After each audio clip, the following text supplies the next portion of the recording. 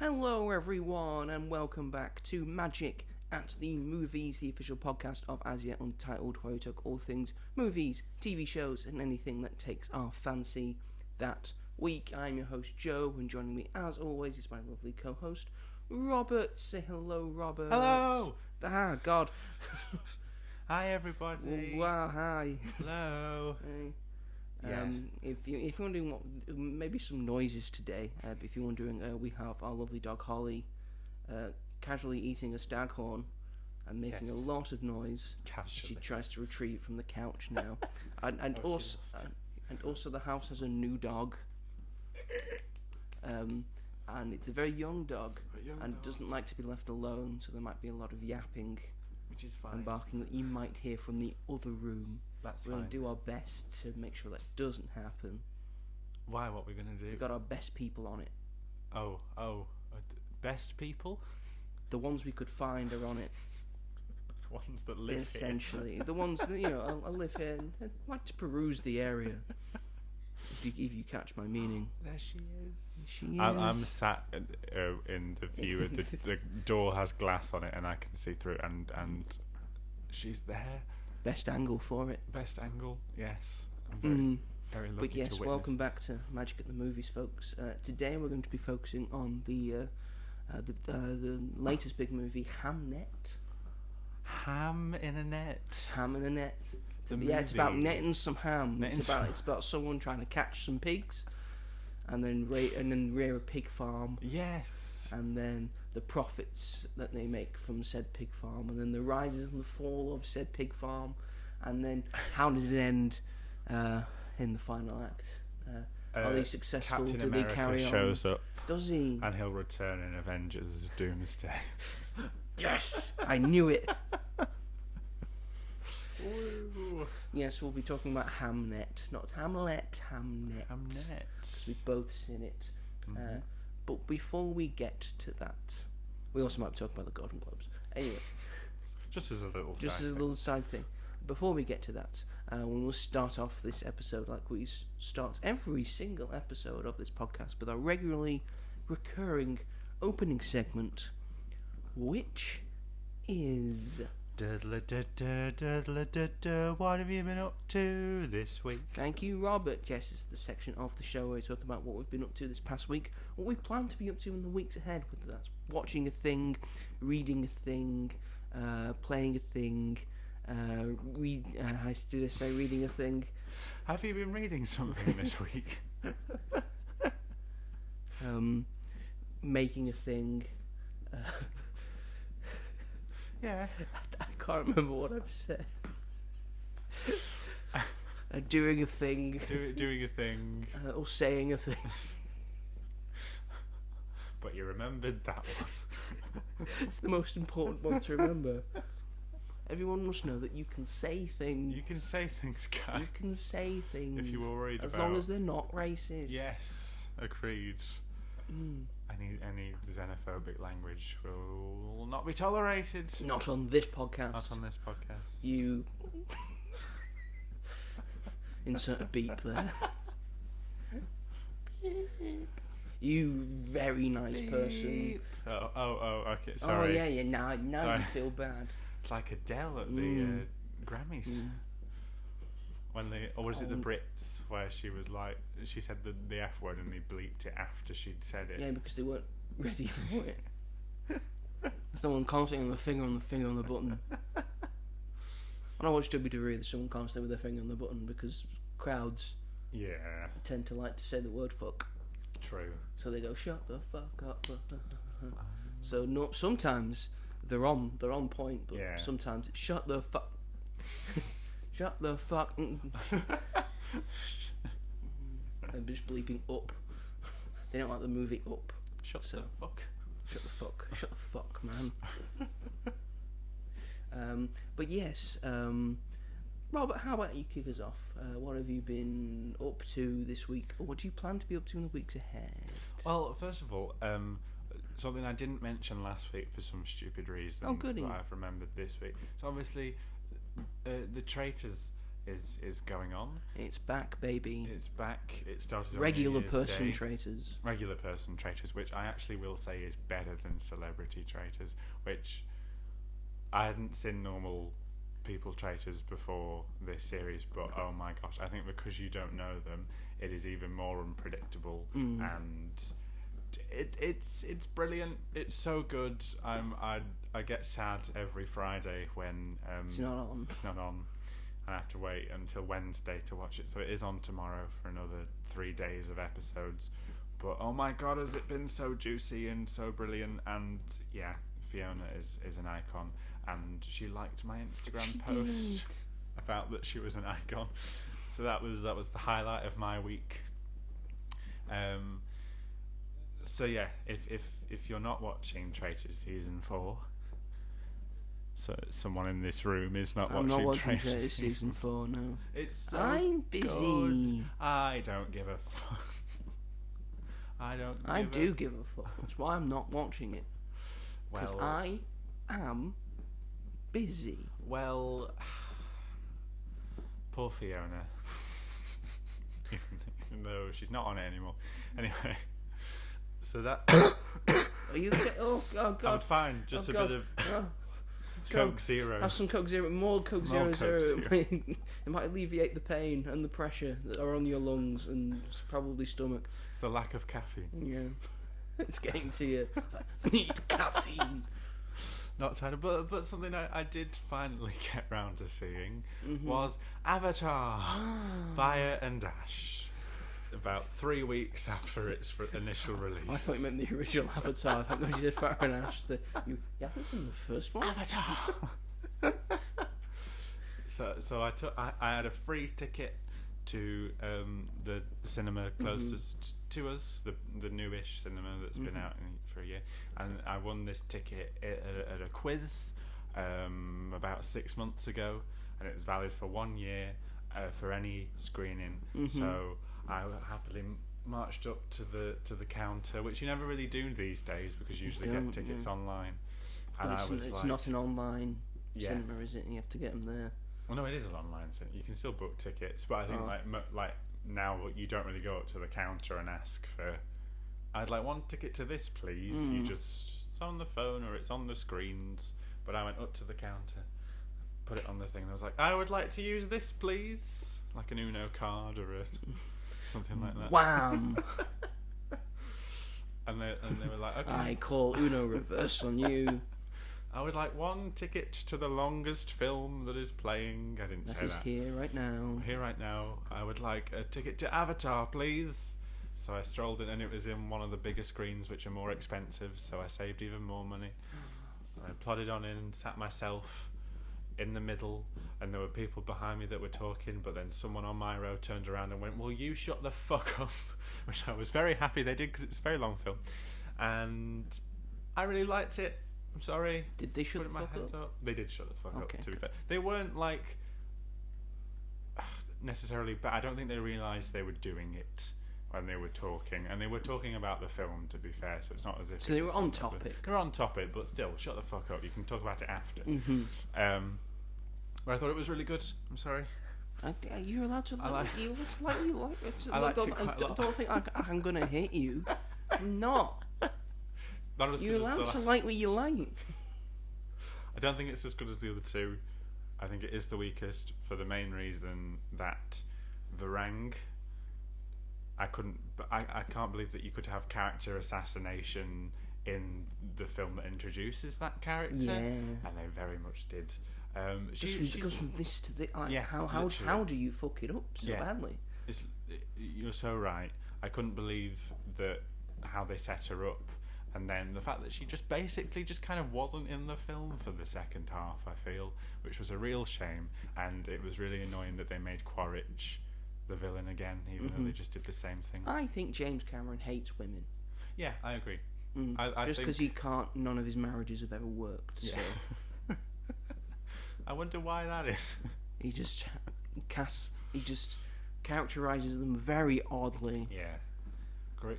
They're either mothers or they're the girlfriend, or, to be fair, aliens. Ripley. Ripley, yes. That was before he'd gone through all of the divorces. That's good. And Sarah Connor. So it must have been after the divorces, his mind has changed on women. I did write that in my review. I said that like I loved it, but think of how much better it could have been if Varang was actually the fucking villain of it all the way through. If it was Varang versus Neytiri. Yeah, Varang. That's what it should have been, and they set it up that way. If you dovetail to that, that's what it should have been. It should have been that. But no, we got Jake Sully. Jake Sully. My Jake. Why?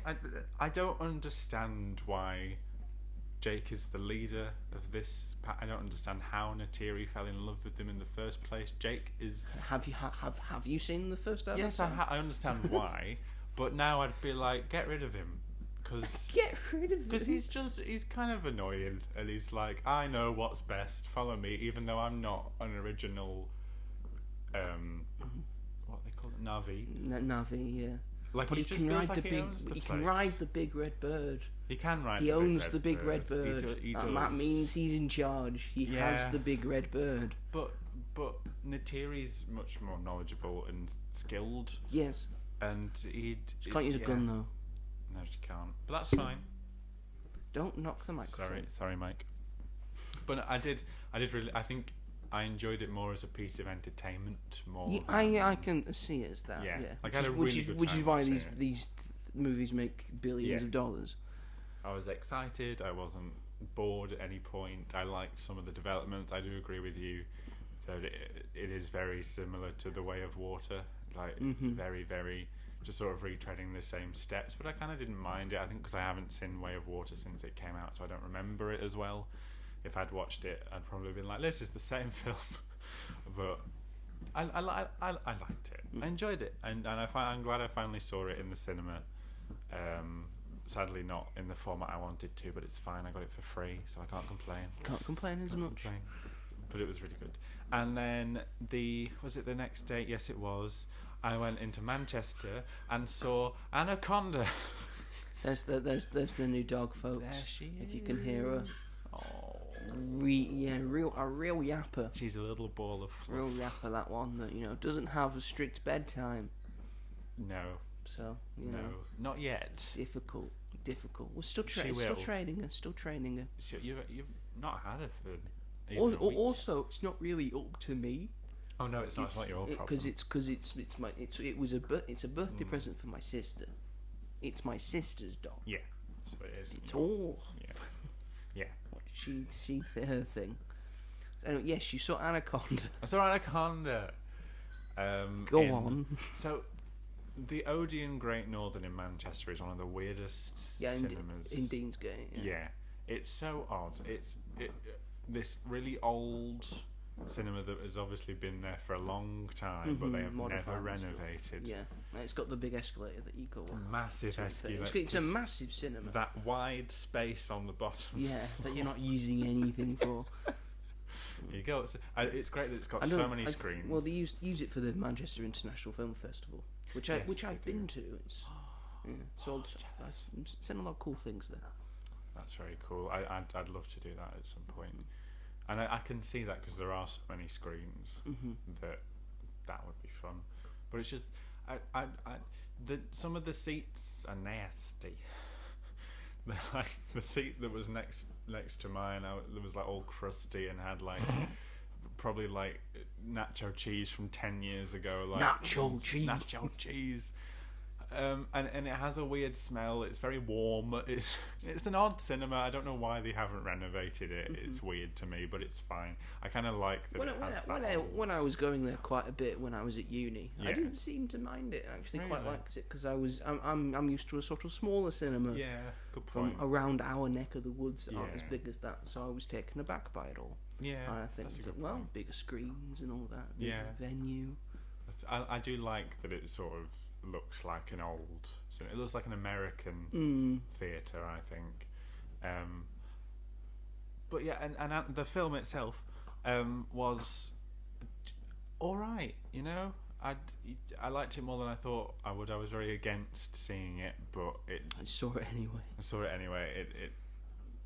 I just went to see it to kill some time, if I'm honest.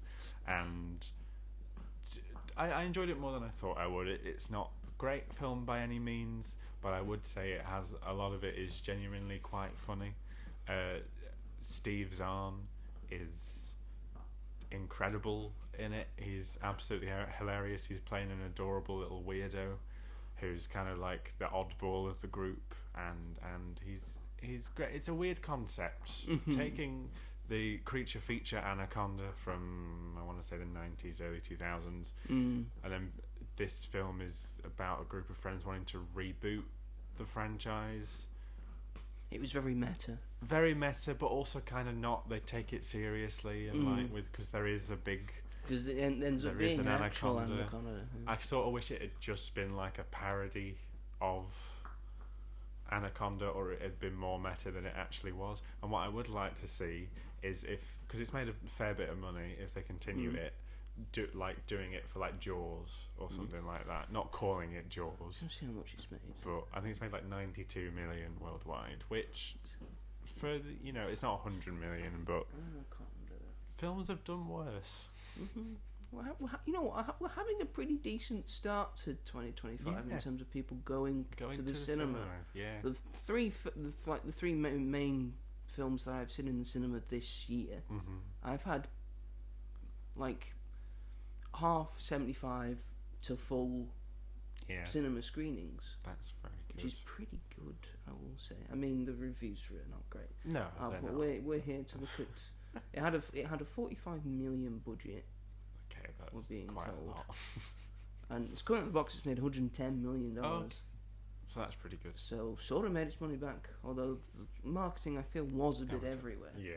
I feel like it'll do quite well on streaming. Because it's just a fun thing to see at the cinemas. Yes. And then over like the Christmas period and Boxing Day and all that. Very weird release date for it, but it worked, it seems. Christmas Day in America, Boxing Day for us. Boxing Day for us. So we don't see things on Christmas Day, we see things on Boxing Day, yeah. Because they're not open and they shouldn't be open. They shouldn't be on open. Christmas Day. Everyone deserves a day off. Yeah. But it's really weird in America. It's a really big thing to go to the cinema on Christmas Day. It is, yeah, for some reason. Really odd. Anyway, be with your families.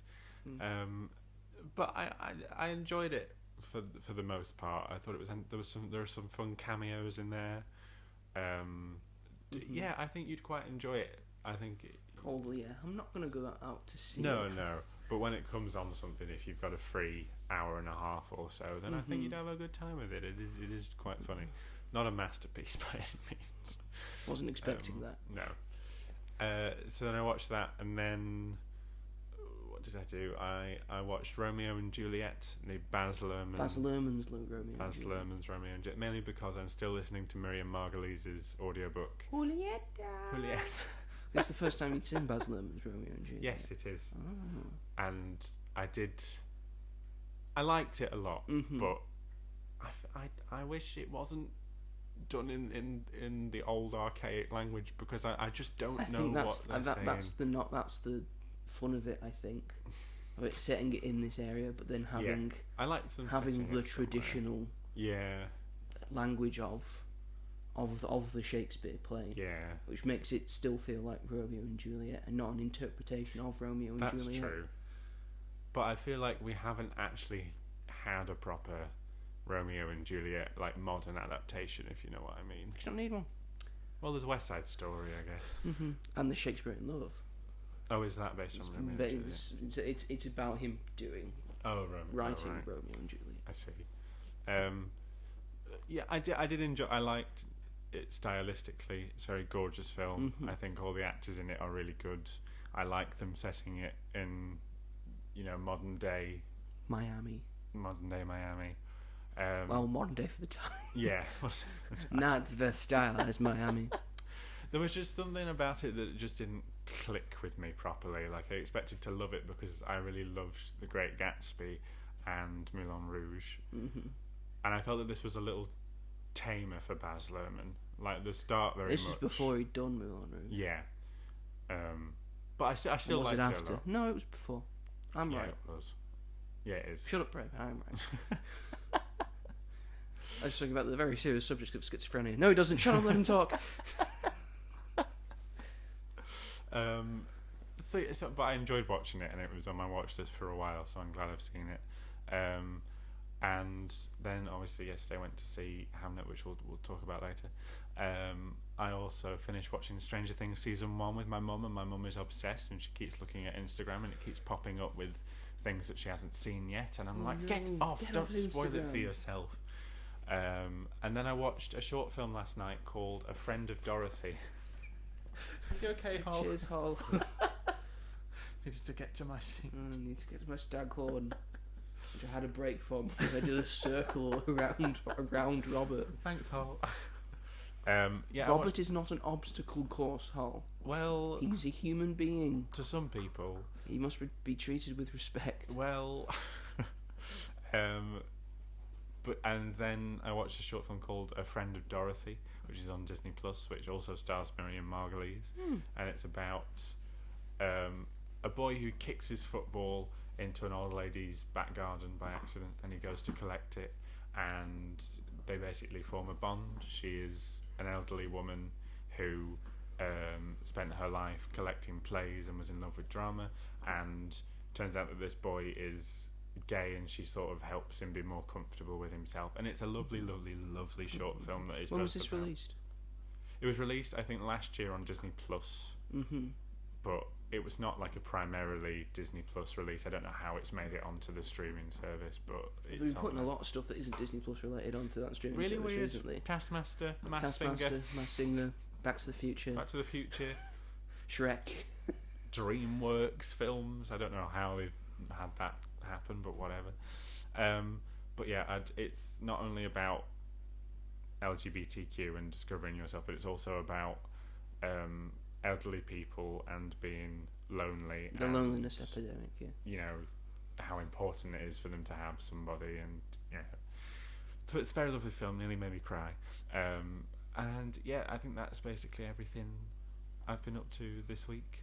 How about yourself, Joseph? Well, number one, I have finally finished watching the Grand Tour. Oh my God. I've been making my way through it very slowly. I will have you know, but this is, because I decided, because they announced they were doing the last ever episode, so when that was announced, I decided, you know what, I'm going to go through the best episodes of Top Gear, and then I'm going to watch all of the Grand Tour. Right. And then, the last episode went and gone. I hadn't seen it. I decided just not to watch it until I'd got to the end. So I went through all the best episodes of Top Gear. I went through all of the Grand Tour until finally a couple of days ago I was able to finish the Grand Tour. And it's a very bittersweet moment. Right. It's the three of them have been something I've grown up with. Some of my brothers grown up with. It's quite emotional. Them calling back to certain things in the episode, doing all the various things that they have sort of done in other episodes, and then sort of doing homages to that. Right. Finishing their last special where they started their first special on Top Gear in Botswana. Kind of beautiful to see all the callbacks and stuff. Their relationships and their friendships still great and fun to see them taking the mick out of each other and just laughing, and it's a very entertaining show. Do I agree with all three old men about things today, especially one of the old men? No, absolutely not. Do I find them entertaining to watch as the trio? Yes, absolutely. Yeah, I do. I'm going to miss the show, and I just thought, it was a very special episode. It was good that they ended it on that, and I think, well done. Now go back to being on your farm, Jeremy, and Fuck off. And James May just having fun being a real nerd. Yeah, that's James fine. is my favourite out of the bunch these days, because I'm older now. And he just likes trains. Yeah. And he likes doing those odd stuff. And Let him do that. just let him do that, and whatever Richard's doing. Yeah. What does Richard A do? lot of stuff on TV, I think. Not Total Wipeout anymore. Not Total Wipeout. He should bring back Total Wipeout. They Should bring back Total Wipeout. America's allowed to have Total Wipeout. Yeah. Wipeout USA. It's hosted by John Cena. Oh. It is, yeah. That's Perfect guy. true. That's a true fact of life. And as I was finished, I finished that, and the main thing that has taken up my past week is that I have found a website, and it's quite frankly probably the best website I have ever found. Is it Letterboxd? It's not Letterboxd. It's sort of like Letterboxd On steroids. for comic books. Because That's the website is called the Complete Marvel Reading Order. Oh, wow. If you just type that in, you'll get to this website, and they have like other subsidiaries. Like they've got a DC Comics reading order, and a Star Wars reading order, and a Star Trek reading order, a Doctor Who reading order, stuff from the Buffyverse, the X-Files. Oh my god. I've had a look at them. There's some detail in that, but the most detail is in the Marvel bit. Right. And this is obviously they've had around for the most time. They've put a lot of effort into it. Mm-hmm. And you can create a free account. They've got a gold membership where you pay a little extra, but it doesn't add too much to it. No. You can still keep track of all the things you've. It's essentially, it gives you the complete order to read Marvel comics in, right, from the beginning to now, and like the order that you should read them in. Canon verse, and then you're also able to put in the comics that you have read, and it keeps track of how many comics you've read and how many comics you still need to read. For if you're reading stuff from the main 616 line, if you're reading stuff from the Ultimate line, or stuff from 2099, stuff from the Golden Age, their World War II comics, their Western comics, the expanded comics, so like the Elseworld stuff, the Star Comics stuff, New Universe stuff. Yeah, it keeps track of all of that. It knows the last comic you read. It shows the next comic you need to read in the order. It shows you all your milestones. It gives you milestones and badges, and so like bronze badges, silver badges, gold badges, vibranium badges, and adamantium badges. Nice touch. Of depending on how many comics you've read based on a certain thing. So how many Spider-Man books have you read? You've read this many. Oh, you got a gold badge. All of that change. I've got a gold badge for Spider-Man. I've read a lot of Spider-Man. I, however, conceivingly have not read a lot of Marvel comics. I feel like I have read a lot of Marvel comics. I have read at the moment, because it gives you a name as well. Right. So when you've got 0 comics read, you're an ex-baby. You've read nothing. At the moment, I'm currently Son of the Tiger, because I have read 1,341 Marvel comics. Is that not a lot? That, I would say, that's quite a lot of comics. But compared to the fact that the main 616 reading order, this is just we're taking into account that number is also including stuff from the Ultimate line and other things and Elseworld stuff. But that constitutes from the main 616 order, which consists of 36,218 comics. I have currently read 4%. You've read a 36 of the main 616 order. Oh my god! Compared that to the Ultimate line, going to the Ultimate line, I've read 5% of the Ultimate comics, because I've read 36 out of 768. She wants the stag horn. Give the stag horn. Oh. Give the stag horn. Give the stag horn. Just put it on the floor. Put it on the floor. Just let her make noise. It's fine. It's fine. But yeah, you can also track your badges and how many comics you need to read for that character or that area for you to get the next badge. It gives you a character grid and a year grid. How many comics you've read from that year. How many comics you've read for that specific character. Oh my gosh. I'll go through the year grid. There's a couple of years that I have not read a single comic from.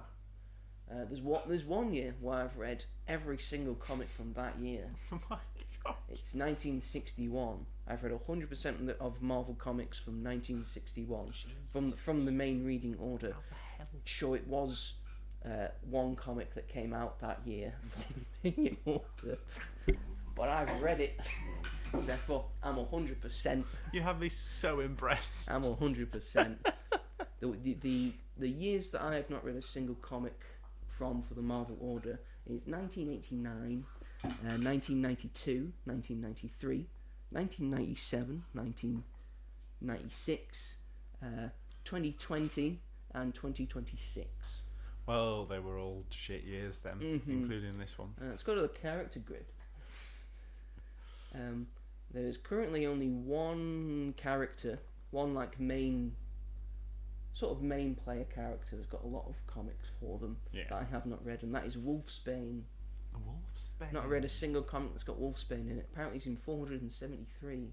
Well... Like, it keeps track of how many comics the characters have appeared in. Not just starred in, appeared in. Maybe just as a cameo. Or sort of small role. It keeps track of all of that. And then it totals up how many comics you've read of that character who's been in all those comics. How many comics you've read where the character has been in it. And then gives you potential of how much you've read and how many more you need to read. What would you say is the main character I've read the most? Spider-Man. Spider-Man is actually not true. I've actually read more Captain America comics. Really? But I've read 255 comics that have Spider-Man in it. Not just that he has appeared in, not just that he's in Spider-Man comics, where he's like the main star, that he's just appeared in. I have the total amount of comics that Spider-Man has appeared in is 4,579.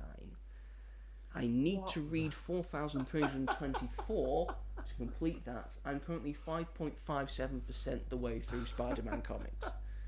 Jesus Christ. Well, I've read 308 comics with Captain America in it. Oh, wow. I need to read a further 3,093. I've read 217 Wolverine comics. I need another 3,182. I've read 270 comics with Iron Man in it, and I need 3,115 more. Is that even possible? I mean, probably. You should make it your mission to read every Spider-Man. All this is possible. The closest I have to 100% is read for a character is Spider-Woman, and this is counting all of the people that are calling themselves Spider-Woman. This includes Spider-Gwen. Oh, okay. And then the original Jessica Drew Spider-Woman as well. I've read 97 comics with a Spider-Woman in it. Oh, wow. There is 823. I am 11.79% through. Oh, If we go back to the order stats for the main 616, it tells you that how many more you need to read. The last comic you read, the next comic you need to read for the order. At the moment, it has an estimated catch up for you. How long it would take for you to catch up to have read all Marvel comics from the main 616. At the moment, it's estimating I will catch up in 2 years, 2 months, and 19 days. I mean, doable. If I start reading them now. From this second. After I've caught up and put all of my comics on. Yeah. Which I was doing furiously, like just doing back and forth. Just kept doing it. At the moment, it's got me at a reading pace of 43.10 books a day. That's a lot. That will drastically go down once I stop constantly putting things on it. But you know what?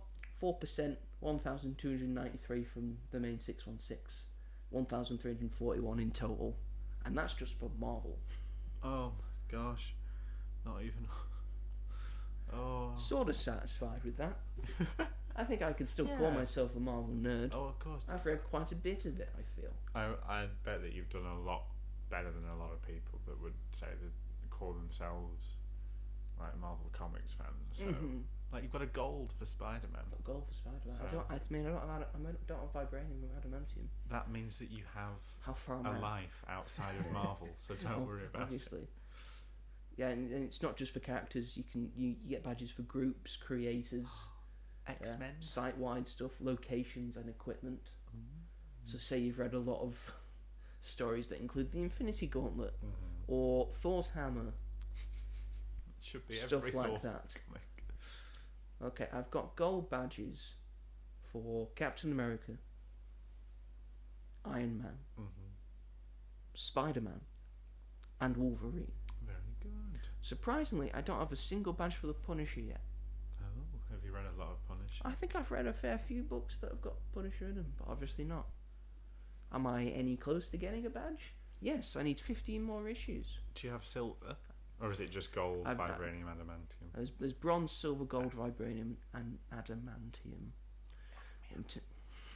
I just like the word. Which one? Adamantium. They were like, vibranium is the strongest metal. No, we'll do you one better.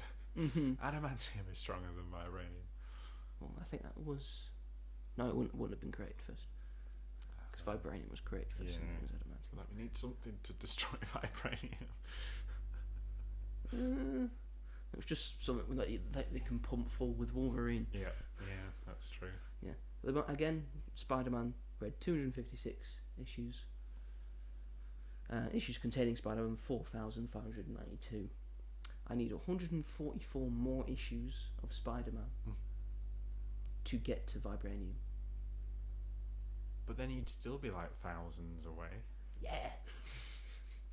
To be honest, I think it's kind of not impossible, but very, very difficult to read every single. It is, unless you're a die-hard comic fan. And I'm not exactly fully die-hard because I have a lot of hobbies and interests. Exactly. This is just one of them. Yeah. But I'm very. I love this site. I think it's the best and awesome. It's like a mainstay on my browser now. Yeah. It's next to Letterboxd. If you have ADHD, it's perfect. Perfect for you. Great for organisation. Yep. I can get rid of like some of my note stuff that I was using to organise because it's now on this. It's great. All on there. I've outsourced it. Something that will do it better for me. Yeah. And when you go on to a specific issue that you're saying, oh, I've read this, it gives you like some like tidbits for it. Oh. And shows you the full issue cover page. Oh. Like tidbits and blurbs for it, creators behind it. That's pretty good. Can't remember how many creators I've got. Do I have any silver creators?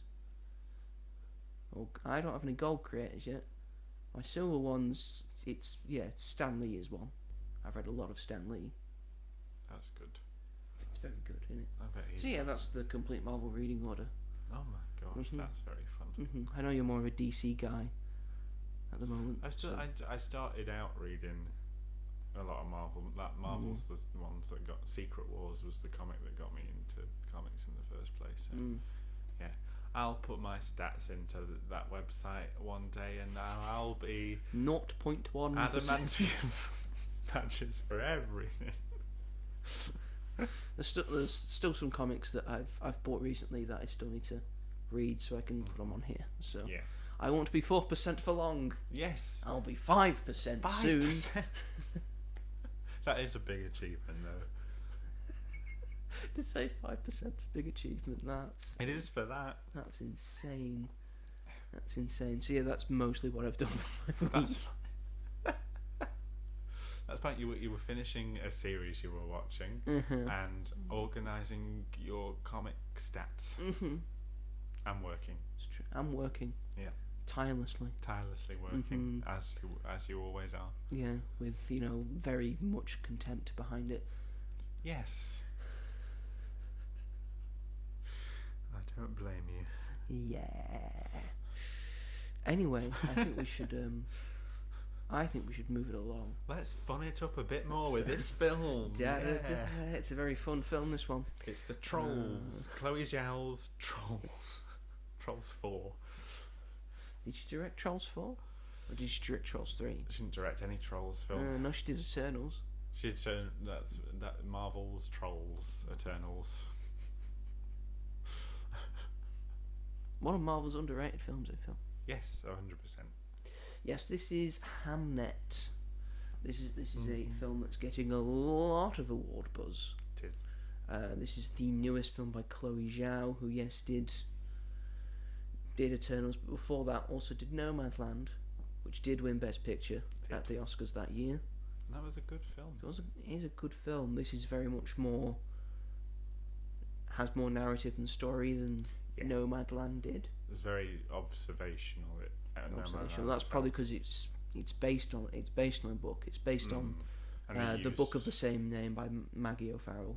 And they used a lot of real people in that. It felt very much like a documentary. Yes, Nomadland did. Yeah. Very good, very good. This was obviously very much a period piece, Mm-hmm. and again is already based on work. Yeah. This stars Jessie Buckley and Paul Mescal as the Shakespeare family. Yeah. That's what this film should have been called. It's a sitcom, guys. Mm-hmm.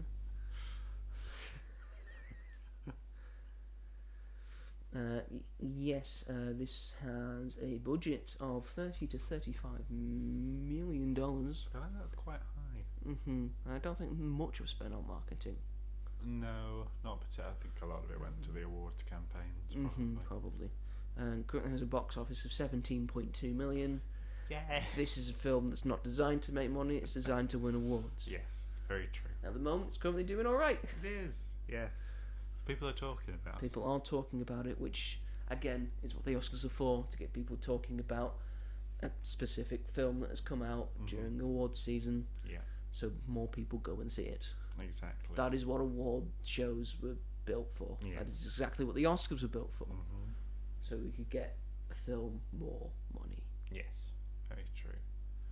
Money, money, money, money. Money, money, money, money, money, money, money, money, money, money, money, money, money, money, money. Alan Cummings got a star on the Hollywood Walk of Fame. Which he had to pay for himself. Yes, he did.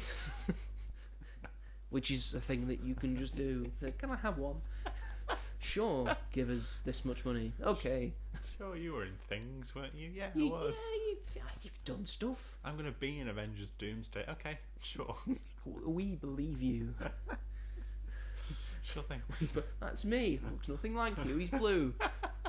That's the magic of the cinema. I guess I just, and I was in Spy Kids. He's in Spy Kids as well. He should just have a star on the Walk of Fame for that. Just for Spy Kids. Just for Spy Kids alone. Those horrible toy things.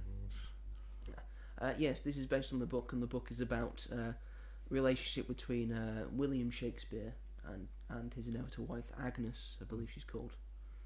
And then their sort of love story together, and then their family that they make together, and then inevitably the tragedy that happens that leads William Shakespeare to write the tragedy of Hamlet. And they explain at the start of the film that the names Hamnet and Hamlet were considered the same name during the time in England, especially in Stratford. So you could say Hamnet and Hamlet, and it would mean the same thing. Yeah. So there you go. What did you think of this, Robert? Being the person who's seen it more recently. I thought it was really good. Yay! No, I did. Woohoo! It was great. Yeah.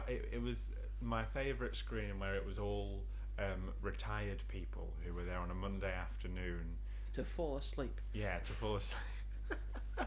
So on my way, so in the cinema I saw it in, there are screens outside the cinema which tell you which film you're watching, what time it starts, and also what's on next. And it has a big number next to it. And I was walking into it, and this lady was stood outside, very confused. And she was like, "I'm just trying to find screen 8," when she was like stood next to the big 8. And I was like, "Oh, that's this one. It's just this one." And she was like, "Oh, thank you so much." Are you sure this is screen 8 or is it screen infinity? She's just reading it like this. Screen infinity.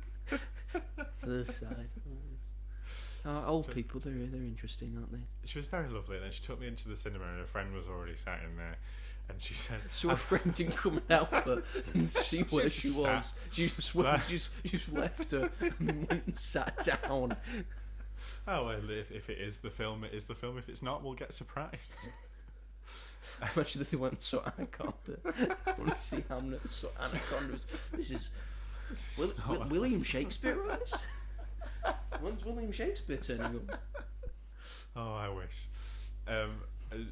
I was just talking to her on the way in, and she brought me we were the only people in the cinema, and she said to her friend, "I found this stray boy outside. He was going to see Avatar, but we've kidnapped him to see Hamnet." And I was like, "Oh, don't you worry, I'd much rather watch this."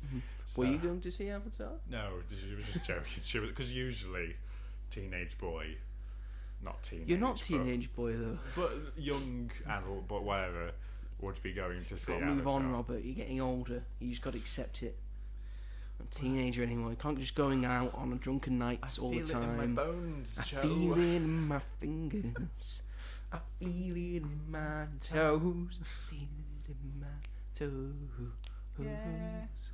Love. Oh shit. Bag of wank shit. She got the acid hole.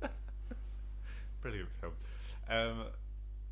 So it was just nice to have that sort of company, and I really liked the film a lot. I did. I don't think I held it on a pedestal in my mind because of what it had won at the Golden Globes and just how it looked initially. And I still loved it, but I don't think I loved it as much as I thought I was going to. I still gave it 4 stars, 8.5 out of 10. But there was just something about it that I thought was missing from it, and I couldn't quite put my finger on what it was. I just felt like there was something that needed to be added to it to really, because I didn't cry. Like, I got very emotional, but I expected to cry and I didn't, even though what happens is very sad and horrible and distressing, which it warned in the age classification, it warned us that it would have that in it, obviously, and it is very sad. And I just think that a little bit more character work needed to be done on our main 2 characters. I don't know what I feel like we never really saw them deal with this grief properly. I think their performances are great after the big thing happens, but I just personally felt like we didn't really get to see them express these emotions as much as I thought. Maybe it's just because I had perceptions about it going in, thinking that it was going to be that, but it wasn't. But I still loved it despite that. I think they did the work in the beginning to make you really care and feel and understand about the whole situation and these 2 characters. And I think that Jessie Buckley and Paul Mescal gave really great performances that were very effective. I think personally Jessie Buckley is just phenomenal. I've always thought that when seeing her in films like Wild Rose and The Lost Daughter, Wicked Little Letters, I think she's incredible. Seeing her in everything. In everything. Good in everything. Even as Judy Garland's, I think, publicist in the film Judy with Renee Zellweger. I remember she is in that, isn't she? She's in that. And Doolittle, she plays Queen Victoria, I think. Does she? Yeah. What? She spends it in bed because she's ill. The whole plot of that film, I think they need to find a cure for Queen Victoria's illness or something. Right. I don't know. Okay. It's not a good film. I don't think I've seen Doolittle. It's not very good. I wouldn't recommend it. But she was good in it. That's what RDJ said. I'm done with Iron Man now. What do I need to do? Doolittle. It could have been a good film, but it wasn't. It could have been a good film, but it wasn't. So she's fantastic, and I love her very much, and I'm so glad that finally people are talking about her. She's getting recognition for her performances, and I think her performance here is perfect. I think how she gets these emotions out of her is insane. Like, how can a human being physically bring this out of them whilst not actually going through what these characters are going through? So that made me very happy, and I think she was my favourite part about the film. And also Paul Mescal. I think that Paul Mescal progresses with every performance. I think this is his best performance I've seen him do. I haven't seen Normal People. He was in that, right? That was sort with of his... Daisy Edgar-Jones. I haven't seen that, but a lot of people say that's his best role. But from what I've seen, I think that this was his best role, because I think you can just see him maturing. Yes. As an actor, just definitely in real time. Yeah, that's very true. And he really, even though he's kind of in the wrong, I'd say, when after the big moment happens, I think he still did a really good job in making you understand why he felt that way and what he was feeling in the moment. And then obviously with the play at the end, that's his way of dealing with it, and that was amazing. Although again, it was Shakespeare language and I can't understand it. Move on. Which takes... Because you're an uncultured swine. Don't tell me that you can sit there and read Shakespeare and understand what it's saying. That's because you're not supposed to read Shakespeare. You're supposed to watch Shakespeare. He made plays. But I don't. I mean, yeah. Learning and reading Shakespeare in English when you're it's shit. It's complete and utter shit because it's hard to read. It's hard to understand, and the teacher keeps stopping us every sentence to say, let's unpack that and see what he means by that. He invented a lot of the English language that we say now. So we've probably said about 100 words that were written by Shakespeare in this podcast. So I don't think you can just say, oh, I just don't understand it. It's to elevate the play in some way. He uses the big words to make it seem grandiose. But I don't understand what they mean. It's poetry in motion is what Shakespeare is. Poetry sucks. I agree. Fuck poetry. That's another thing that make you stop in every sentence say, what does he mean by that? Why is he using this word? I don't know, because it fucking rhymes. I fucking hated poetry. Hate it when I did it at GCSE, hate it when I did A-level. Why did I decide to do English at A-level?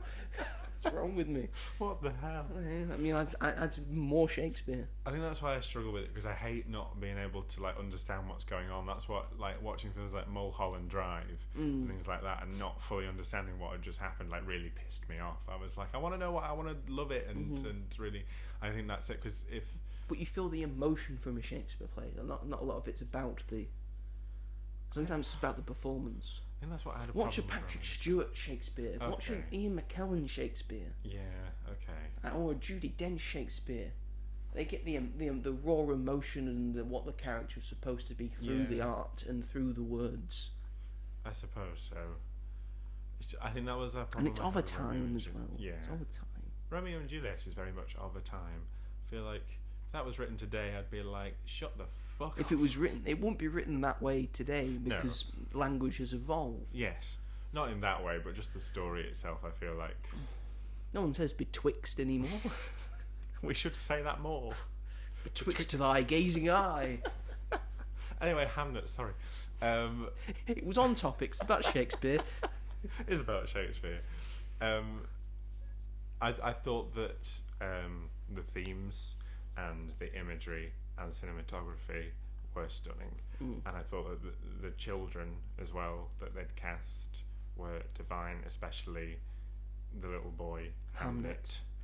Great child who actor. is the brother of the boy who plays Hamlet, Noah Jupe, in the play at the end. So that was very good. Noah Jupe's been in stuff, hasn't he? Quiet Place. It's the boy in a quiet place. Boy in a Quiet Place. And something else, I feel. I feel like I've seen him in somewhere else. I'm gonna Can't look him remember up. what. And their mum used to be in Coronation Street. Noah Jupe, British actor, night manager, The Underneath, Suburbicon, Wonder. He's the kid in Yes. He's the kid in Wonder. He's not. I think he's the friend of Jacob Tremblay's character in Wonder, but he's in that as well. I think I've seen him in somewhere else anyway. He's going to be in The Death of Robin Hood this year. Oh, lucky him. He's in Ford v Ferrari. Oh, right, okay. Or towards Le Mans 66. Yeah. Now I remember where I've seen him. I've forgotten about that. Now I remember him. Now you know his face. Now I know him. So that was very cool. I loved how she shot nature. And this is going to sound very pretentious of me, but to me it felt like it was... Nature is a living thing, but it felt almost human in the way it was shot. It felt like its own character, and I loved that about it. It felt like very ethereal, especially when she was... Well, the first thing you see is her led in the woods, and also when she has her first baby in the woods. It was I was just obsessed with that. I was like, this is so stunning and so beautiful. Well done. and then just the stuff with the death scene and when that's happening and what he's experiencing in his mind. Stunning. And yeah, I did really love it overall, and maybe I need to come back to it at some point. I just felt there was just something missing from the last third. Maybe it was just the Shakespeare bit. It's probably a Shakespeare bit, because he just went over your top of It your sweet innocent head. I was just like, I don't know what they're saying. I don't know what they're saying. What does this all mean? What you does know? it mean? Jack, no one talks like this. Yeah, no one talks like this. But people used to talk like this. This is from the fucking 1500s, 1600s. Of course, no one fucking talks like this anymore. We've moved on. No one talked like that then, but then they learnt to talk like that because of the fucking plays. And did you notice Chloe Zhao She's in in the it, yes. Globe? That was fun. I liked that. Nice little cameo for the director. Nice having director cameos. Yeah, although sometimes. she disappeared at one point, and I was like, "Where's she gone?" And then she appeared again, and I was like, "Oh, there she is." Oh, there she is. Movie mistake. But yeah, sorry. I know that you are a tiny bit more up on it than I am. Not that I'm not up on it, but you know what I mean. Like Marty Supreme, like very much in that. The like opposite last way around. week. Yes, Yeah. I adored this film. I thought it was excellent. It's almost definitely Chloe Zhao's best work. I think she's taken everything that she's done before and made it into this, and I think it works better because they have story and narrative driven through it as well, and then also helped by the fact that you have the immense presences of Jessie Buckley and Paul Mescal. I loved both performances. Jessie Buckley, I think, was higher in my sense, because I think Paul Mescal still sort of, he didn't look like William Shakespeare. No. I think that's what, and he still sort of just looks like Paul Mescal. Yeah, that's a good point. But that's fine, because I think the performance is still in itself is great. And then their love, I think their love, my one down thing for it is that I thought their love story was too rushed at the start. Right. Of this sort of having some sort of thing between them, and then they're in love. I feel like that's very Shakespeare though. It's sometimes maybe very Shakespeare, Like but Romeo it just and feels as if you could have, you know. But I even think the Romeo and Juliet thing is more, you know, stretched out. Yeah. Sort of than that was. It was done in about 10-15 minutes at the start. It felt like it was rushing to get to the main bit. Right. Of we need to get to this main bit, so then we could do all the excellent stuff. And beyond that, the rest of the film's excellent. Don't put a foot wrong. And just from the trials and tribulations, the joy, the ecstasy, and the and the grief and the despair. Again, the child actor is incredible in this. So adorable. I think he's gonna go far. Yeah. I feel if he keeps this up. Watch him be like, "See you later, brother," who's been in A Quiet Place and Ford v Ferrari. Again, he was good as playing Hamlet as well. What else do I have to say about it? Yeah, again, art in terms of the art of it, the cinematography and how she frames a scene is miraculous, and the use of real life locations to get that look, the look of old timey England, and then some more of the set work that maybe they've done to set up the old timey London as well, and the set for the Royal Shakespeare, for the amphitheatre. I think that looked incredible as well, and the looks of the different people in the world, I think immersed you in the idea that this is the late 1500s. This is Elizabethan times. And again, every performance raises up, and I loved the use of and them showing that grief looks different in different people, and Jessie Buckley is just very it's just a very depressing sort of grief, and she doesn't want to move on. She wants him back. And Shakespeare's grief was just drowning in his work and getting on with it, and then putting his emotions and his grief into his work, which is how we got Hamlet, and then the scene where he is in the show and in sort of breaking down when he sees Agnes in the crowd and knows that she's seen it and seen his grief, and then that would sort of connect them near the end, and then the final moment and the final shot of the film I just thought was exceptional. Yes, I thoroughly loved this film. It has so much to it. It has so much texture. The end is the beginning is the only down bit for me, but the rest of it I think is supremely good. I would not be mad at this at all if it won Best Picture. It won the Golden Globe for Best Drama, which I am not surprised by at all, considering apparently One Battle After Another is a comedy. Those fucking categories just... Jesus Christ. Need to change something. Need to change something. Good God. Dumbest thing. But yes, I love this film, and I can't wait for Chloe Zhao's next film. Yes, very. I know she'll definitely get another one Dracula, after this. Dracula, isn't it? Is she doing Dracula? I think she's doing Dracula. I would love to see what she does with Dracula. Very interesting. After seeing what Robert Eggers did with Dracula, I'd love to see what Chloe Zhao does with Dracula. Robert Eggers. Because it sort of has a sort of love thing to it, Dracula. Yes, it does. Yes. So we will see about that. So overall, we both loved that film. We thought it was a very good film. Let's have a look at Letterboxd, shall we? And how it's treating this film. And then when it's got 232,000 people who have watched the film, and currently has an average rating of 4.2. It's very high. Very high indeed. I gave it 4.5 stars myself. I think Robert gave it 4 stars. He did indeed. Let's have a look at some reviews, shall we? This is a 5-star review. Paul Mescal's relentless quest to play the saddest, most broken men in history continues. This might just be his magnum opus. Yep, that's true. Another 5-star review. Jessie Buckley, can you please hold my hand and tell me if I'm ever going to recover from this? Yeah.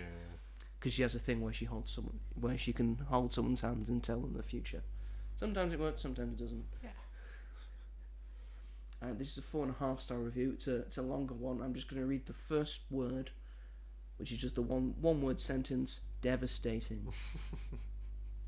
Ding ding ding. I'll read the rest of it. As the world's last surviving Nomadland superfan post-Oscar wins, not true, I love Nomadland. Yeah. It's so exciting to see something a bit more distinctly narrative/constructed from Chloe Zhao. That's true.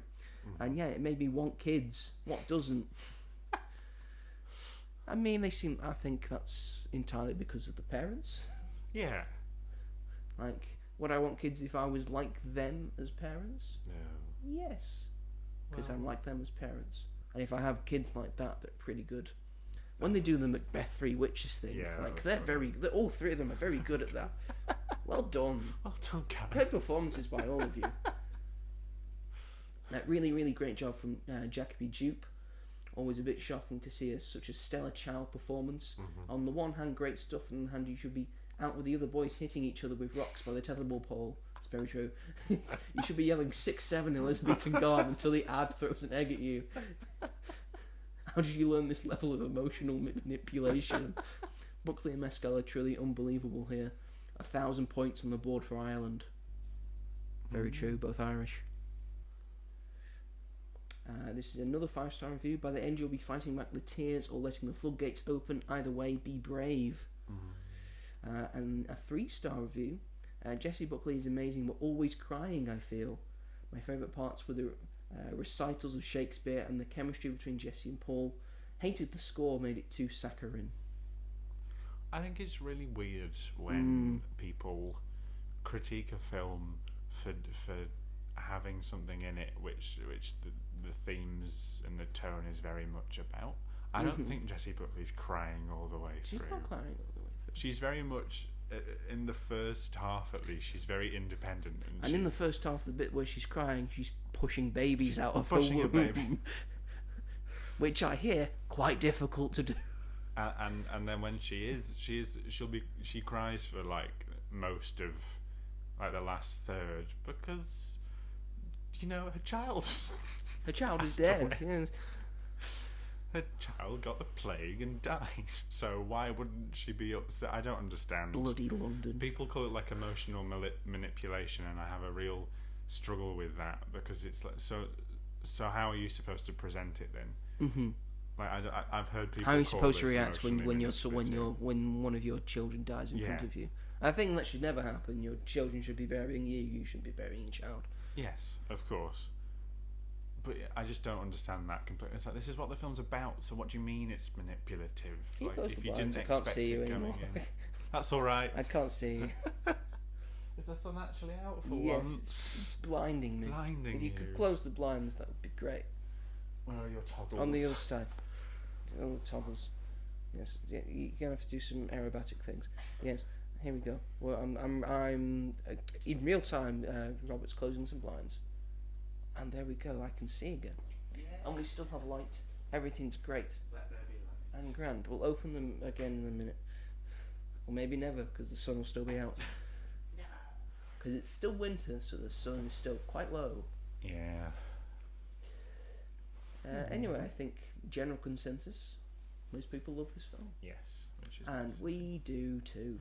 My friend didn't. My friend gave it a 5 out of 10. I don't know why I didn't Is this ask the same person that didn't like Superman? Or is this a different No, person? but that person gave it 2 stars. So That person doesn't like art.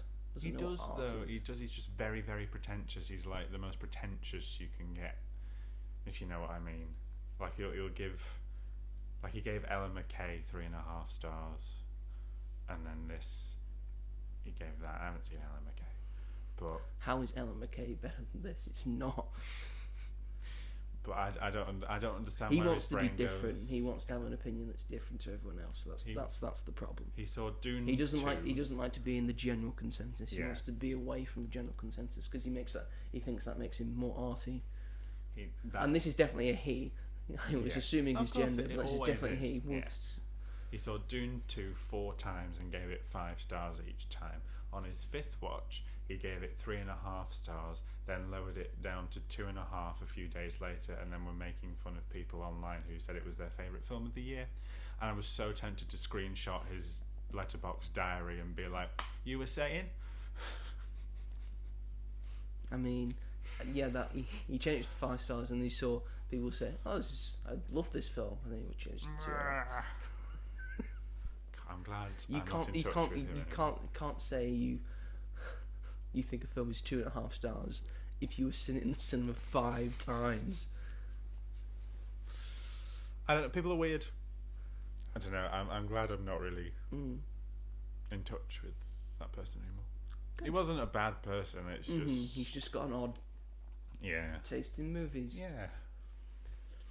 Anyway, as we're on Hamnet, speaking of Hamnet, because it won big at the Golden Globes. It did. It did win big at the Golden Globes. Shall we talk about the Golden Globes? Yes. Let's talk about Golbs. Golbs. Golbs. Let's Globes. Let's talk The about gold. some Golbs. Gonna be golden. Yeah, yes, that one. Up, up, up. We're going up. Oh. Throw it back. So yes, the Golden Globes were 2 days ago.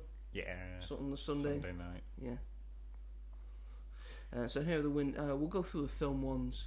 Yeah. And we might mention something like Owen Cooper won best supporting actor for Adolescence, as did Erin Doherty, who won best supporting actress, and Stephen Graham won best actor. Adolescence and won best limited series. Adolescence won all the things that he was nominated for. All of that. So the film ones, best drama was won by Hamnet, beat out Frankenstein, It Was Just an Accident, The Secret Agent, Sentimental Value, and Sinners. Because Sinners is a drama, isn't it? Yeah. But it is more than that. Mm-hmm. It's got. And then best film, musical or comedy. It doesn't include any musicals or any comedies really. Any comedies, because if it was musical or comedy, Wicked for Good would be on here, and The Naked Gun would be on here. Yeah. But that was won by One Battle After Another. Funniest film I've ever seen. Which I guess has funny moments, so they thought, that'll do. There's a bit where Leonardo DiCaprio falls off a roof, but apart from That was funny. It was funny. When he got tased and he said his name was Batman. That was sort of funny. And Benicio del Toro was very funny in it, yeah. But I wouldn't say it's we didn't comedy. come out of that being like, that was a right laugh. A comedy. I was on the edge of my seat. Yeah. I'm not on the edge of my seat for a comedy. I'm relaxed when it's a comedy. I actually think it's a little worrying that that's been considered a comedy, despite its messages and its themes. Yeah. But the other nominations weren't exactly funny. No. I mean, Blue Moon, Sure. Begonia, Marty Supreme, No Other Choice, and Nouvelle Vague. How is Marty Supreme not a drama? It is a drama. Exactly. It's a drama.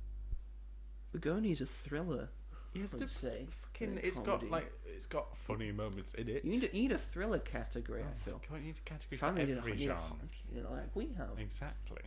Best non-English language was won by The Secret Agent. Best animated film was obviously K-pop Demon Hunters. Best actress in a drama, Jessie Buckley. Well done, Jessie. Best actor in a drama was Wagner Moura for The Secret Agent. It was. Timothy Chalamet is shaking. He wasn't nominated for that one. I know, but... Because Marty Supreme's a comedy. But Oscars, it's all together, isn't it? Yeah. So... if you don't know who Wagner Moura is, he's the voice of Death in Puss in Boots: The Last Wish. Fun, love him. And he's been in various other things. Other things too. He's a good actor. Best actress in a musical or comedy was won by Rose Byrne. I put this on my If I Had story Legs, I'd Kick You. because I love her. I've not seen the film, but I love her so much, and I've been a fan of her since I was young. That was a stacked list of nominations. Was. Rose Byrne, Cynthia Erivo, Kate Hudson, Chase Infinity, Amanda Seyfried, and Emma Stone. Beat Emma Stone, which I thought was a shoe-in. But nice to have Rose Byrne. Just trying to go for something different, yes, which I like. Yeah, best actor musical comedy was won by Timothy Chalamet. Yes, well done, Timmy. First time I'm ever probably going to give you this. The First Blood against Leonardo DiCaprio. Yes, and he's trying to model his career off of Leonardo. I feel. We'll see what happens at the BAFTAs. Yes. Well, you would want to use your career after DiCaprio. You would, but he's it's had funny a pretty that he's good like career. winning over him. Best supporting actress was won by Tiana Taylor for One Battle After Another. She gave a very good performance. Very good performance. After not doing it for that long. No, exactly. She made a huge impression though. Huge impression. Best supporting actor was won by Stellan Skarsgård. Well done, Stellan. For Sentimental Value, beat out Benicio del Toro, Jacob Elordi. Boo. Boo. I love Stellan Skarsgård, but Jacob Elordi. You can't complain. Stellan Skarsgård, you're like, I like Stellan Skarsgård. Best director was won by Paul Thomas Anderson. We knew that would probably beating out Ryan Coogler. No.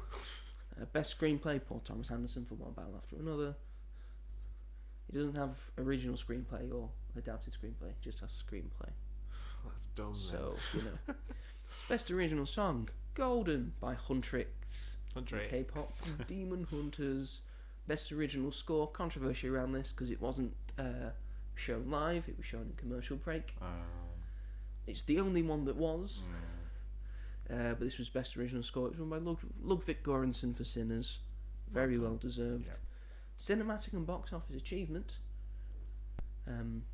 Yes, these nominations were announced before Avatar Fahrenheit had even been released.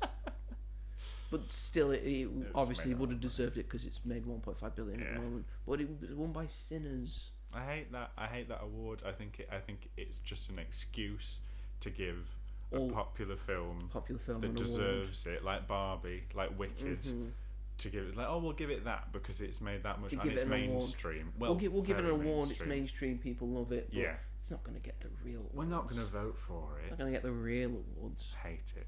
It's dumb. And then that is on to TV. Yes. So the best TV series was won by The Pit and The Studio. No, that we know what The Pit's like because we can't get it in the UK. No, we can't. Limited TV series was Adolescence. Rhea Seehorn won Best Actress for Pluribus. Very well done. And Noah Weil won Best Actor for The Pit. Comedy and Musical Actress was won by Jean Smart. Again. Yes. Fucking hell. For Hacks again. She's won it like every year. Come on. Could have given it to Kristen Bell, Ayo Edebiri, or Selena Gomez. Anybody or Natasha else. Lyonne for Poker Face. Oh my god, just She's great in that Jenna show. Ortega but, was oh my nominated for gosh. Wednesday. I'm surprised about that. Very But surprised. she's very good, but Mm-hmm. I wouldn't be like, wow, awards. Best TV Actor Comedy or Musical was won by Seth Rogen for The Studio. He's very good in that. TV Actress in Limited Series was Michelle Williams for Dying for Sex. Oh, that's nice. But yeah, she's good. TV Actor Limited Series was Stephen Graham. Supporting Actor Owen Cooper. Mm-hmm. That's just Supporting Actor TV, not Limited or anything. Yeah. Oh. Owen Cooper. Done. Supporting Actress was Erin Doherty. Mm. They've got a best stand-up performance for some reason. Ricky Gervais wasn't it? Ricky Gervais won that. Boo. And best podcast. Amy Poehler. We weren't nominated this year. Yeah, sorry, guys. Unfortunately, yeah, and we wouldn't have been able to make it anyway. We had other things on. Yeah, Yeah, much more that's the Golden Globes. important. They're the same as every year, just a bit in there. Got weird categories. And they've got the two weird categories. Just expand the categories. What the fuck is best podcast doing at the Golden Yeah, Globes? what? Just get rid of those last two. Make a podcast awards. There is a podcast award. Exactly. So just leave do it that. there. You know. I think they just wanted to give Amy Poehler something, and she beat her ex, so that was fun. Wow. Okay. I don't care. Amy Poehler's lovely though. Mm-hmm. We love Amy Poehler, and her podcast They is should very have given good. it to Off Menu. Off Menu's been doing it for ages. They've won loads of stuff. Well, you can only be nominated for best podcast if you're a new podcast. Yeah, but they've been around since 2020. I think that was. They had Robert De Niro on last year. They did have Robert De Niro. on, Yeah, actually. they were going mainstream. They deserved it. Anyway, that's the Golden Globes. We don't care. We care more about the Oscars. We might do a live stream watch thing for the Oscars. Live stream Yes. watch. How Watch early along. do you think I'm going to be up in the morning? You're not going to be up early. You're just going to be up late. It's alright, Hall. We'll get to you in a minute. Where's your stag on? Do you want your stag on? It's there. Have it then. Go on then. No. None of that. What doing? Of any of it. What doing? What? Just have it then. If he wants to play, just throw it. Robert, throw it. Grab it and throw it. Grab it and throw it. Grab it and throw it. Grab it and throw it. There we go. I don't want to ruin your floor. It's fine. Anyways, that's the show. That's the show. Thank you everyone for watching as Holly makes noise. Yes, thank you everyone for watching and listening to this episode of the podcast. We very much appreciate it. If you are watching this on the YouTubes, then feel free to like this video and subscribe to As Yet Untitled, and then push the bell notification so you never miss an episode of this podcast or of any of the film reviews that I do. I have a review out for Hamnet. Go and give that a watch on the YouTube Shorts side of the page. If they want to listen to this on a podcast catcher of choice, Robert, where can they find us? You could listen to us on Spotify, on Amazon Music, on Apple Podcasts, Sony Podcasts, wherever else you may get your podcast. That's all true. Yeah. If you want to get into contact with the show, we're both available on Letterboxd and Instagram. I am Ginge101 on Letterboxd. I am Rob G. Hall. And on Instagram, I'm the Mighty Joe888. And I am Rob on Film. You've done those the opposite way around. Have I? Rob on Film. He's Rob on Film for Letterboxd. Yeah. He's Rob G. Hall for Instagram. Yeah. Yeah. I'd just say fuck around and find out. Pick your poison. Pick your poison. Yes, feel free to get in contact with us there if you want to ask a question, if you like a thing, dislike a thing, and want us to cover a specific thing on the podcast, we will be happy to do so. Next week, we'll be talking about 28 years later at the Bone Temple. Bone Temple. I'm probably also Rental Family as well. Rental Family. Rental Family. Brendan Fraser. Oh, Yes, it's that will all January. be covered tomorrow. We're hallucinating. All these films should have had beforehand. Although, technically 28 years later is the first 2025. So 2026 film that we'll be seeing, Yes, yeah, in a sense. it will be. Mm-hmm. Wow. Interesting. An odd place to put a new film. Very in odd January. place. And it's meant to be really good as well. But, so- with the films we've been seeing, Yeah. again, I've had some pretty full screens for That's those true. films. So maybe cinemas are back. Maybe. Don't want to call it too early. Maybe cinemas are back. Touch some I watched wood. Hamnet in Bolton. You watched Hamnet in I went Bolton? to the View in Bolton. It's a very nice view. It's got one of those like ticket things that's still at the front. Yes, yeah. And then a lot of screens, a lot of big screens as well. I saw And they've got the nice recliner seating, but still the tiered thing as well. So they've got loads of them. It's great. Anyway, that is the show, everyone. Thank you very much for watching and listening, and we will see you all in the next one. Goodbye. Read some Shakespeare, you know, or watch some Shakespeare. Watch, what was that film about Shakespeare? St. Trinian's 2, The Legend of Britain's Gold, because it turns out that Rupert Everett, dressed as a woman, was William Shakespeare. That's the twist in that film. And it's got David Tennant in it and Colin Firth. So, stacked cast. You heard it from the horse's mouth himself. Anyway, thanks everyone. Take care.